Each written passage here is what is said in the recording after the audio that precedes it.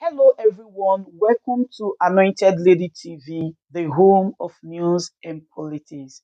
If it is your first time in this channel, you are highly welcome. Thank you so much for stopping by. And if you like what we do on this channel, hit on the subscribe button. Also put on the notification bell so you'll be notified by YouTube anytime we drop a new video. And if you are returning subscribers, thank you very much for always coming back to watch our videos. On this platform, we drop videos every day and we react to every video that come our way. And on this very video, I will be watching with you. And after watching, let's go to the comment section and drop our opinion constructively. Like our videos and also share our videos if possible.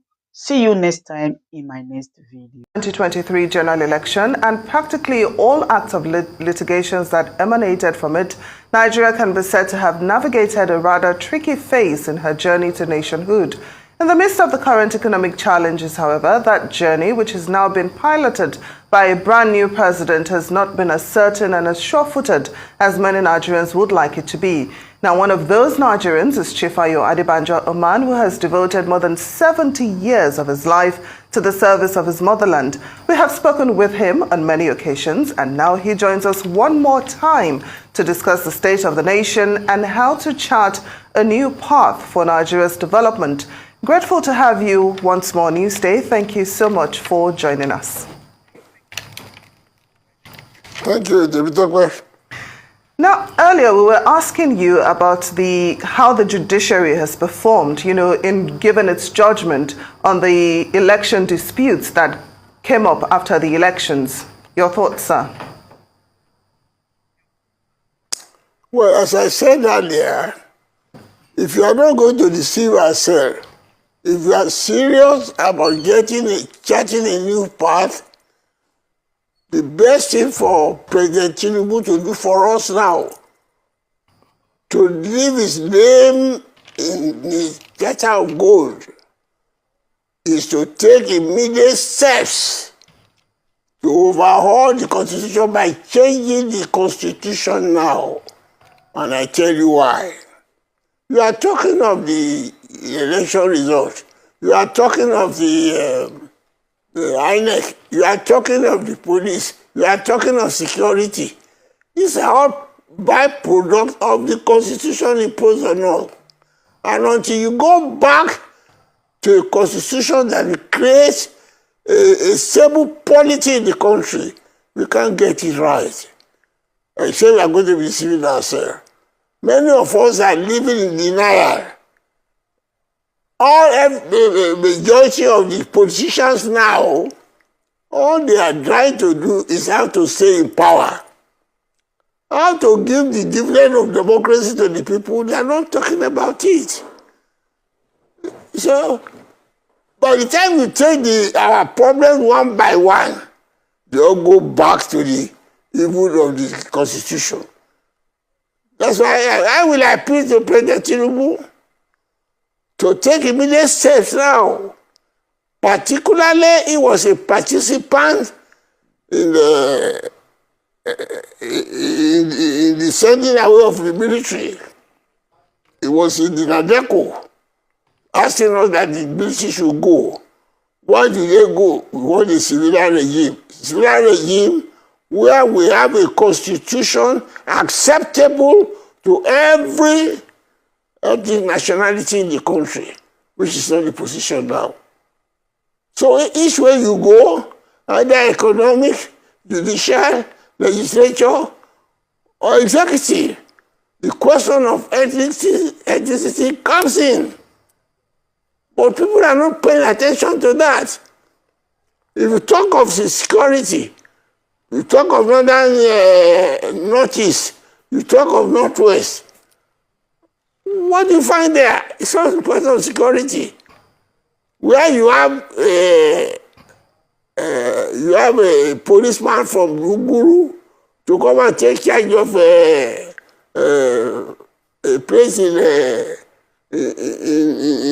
the southeast. It's not possible. You talk of devolution of powers. You talk of the state police. You talk of revenue allocation. They are all products of this constitution imposed on us. So if we settle down and agree on all these issues, we won't even need to go to the judiciary. It is because the politics were not well settled that we take our problem to the judiciary. If the politics were well settled, INEC will do the proper thing. All the electoral law that was done there, it was done under this constitution. We would have perfected that under a new constitution. But many people don't look at it like that. A lot of people are talking of the way forward. They look forward to it when they will have an advantage on themselves. That will help us. If you think about the masses, about the people suffering, full employment, education, health, the infrastructure, all based on the Constitution. So, I think I can go on and on, because each time we talk of how do we move forward. We can't move forward that day with this awkward Constitution that we have been having, and everybody has seen to it that it doesn't work. It doesn't work. When it doesn't work, why do you continue to have it? After people rise, and then all progressive in the country have been talking about it, they don't sit down. Tinubu shouldn't waste time. This is an opportunity for him. You should think that he can get. I wouldn't wish him to have a missed opportunity. Because that is the mistake Obasanjo himself made. He had the first opportunity to change the constitution to an acceptable one where we get peace. We have a constitution where, for years, a section of the country is not represented in the highest judiciary of the country. And why is that? Because of the constitution. And that has been a very big discussion here.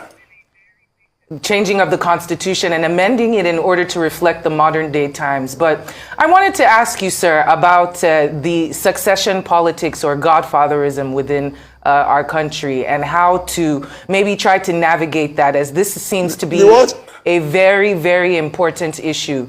The statistics are saying that since 1999, less than 90% of governors have, more than 90% of the governors have installed their preferred predecessor, which has caused a situation, obviously, when there is a struggle for power, especially if the predecessor or the current installation does not toe the line of power of the former governor or former leader.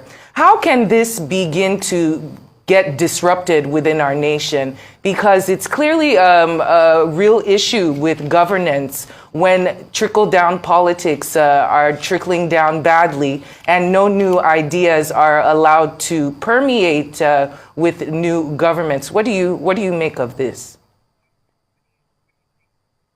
So, and why that goes to what I've been saying. Unless we are living in denial, we all know our problem, only we lack the courage to solve it. What are we talking about? A constitution where the governor is a dictator in the state, where the president himself is a dictator. Under this constitution, our president is the most powerful president in the whole world. We have been talking about that. I don't want to be wasting my time about the details. And that goes to what's evil that we're having in the country. A constitution where the president can flout the judicial decision at will. You are living in this country where the judiciary will say, well, this is the rule, so no, I won't obey it. A constitution under which the president goes to the bar association of the country saying the rule of law is subject to the rule of man before the bar association of the country. That is the problem. And I don't know about it. A constitution that which an arm of the government can go and waylay the house of the Supreme Court judges. A constitution that which a participant in a game, in an election, will choose the referee, and all those who are going to participate, how to get freedom. So I think that is what, go into all that. Don't let us close our eyes to all these things. This is what led to it. You say you want to have a free and fair election that is not going to the judiciary. And the man who is going to have this election is the man who is going to choose the referee. Even right now, when the term of some of the commissioners expire, Tinubu has already chosen another party man to be there. And you see that we won't go well for the future. Let us face that. Don't let us pretend as if we don't know that's our problem. Our problem is that we refuse to acknowledge our problem and solve it. So, whatever you are talking about development and all that, you are just pretending. You are living denial. That is the root cause. Let us sit down and iron out this thing which have been ironed out before independence until the military came to change the constitution for this fraudulent one. Let us face that. So if you sit down and agree, this constitution, this electoral law, this, that way we are going to destroy the division of powers and all that, we will see it. All right, we will so decide now that the judiciary is the last fold of the common man. And the common man now says the government offends him to do something, go to the judiciary. He's not sure of getting justice. And you want peace. The judiciary where a section of the country is bypassed on its own right. A country where you decide on the devolution of powers or the distribution of revenue on the basis of population on a extent of land, on all sorts of innocuous sin that is not known anywhere in the world. It is in this is our constitution. How can you stop the Gbos from projecting? They say they are the owner of the oil, and you take all the money there and take it to the north. You carry VAT from Lagos as the south, you take it to the north, and you say one piece. And I don't like to pretend. All these injustices must be ironed out so that we can have peace. Now, Chief Adebanjo, while people like yourself, are campaigning for a new constitution, a lot of Nigerians are suffering due to the harsh economic realities of the country. I'm wondering what's your assessment of the performance of NLC, TUC, and other labor unions in defending the rights of Nigerian workers? How well have they defended the rights of Nigerian workers? What more should these groups do to ensure that the voices of Nigerian workers are heard in these difficult times?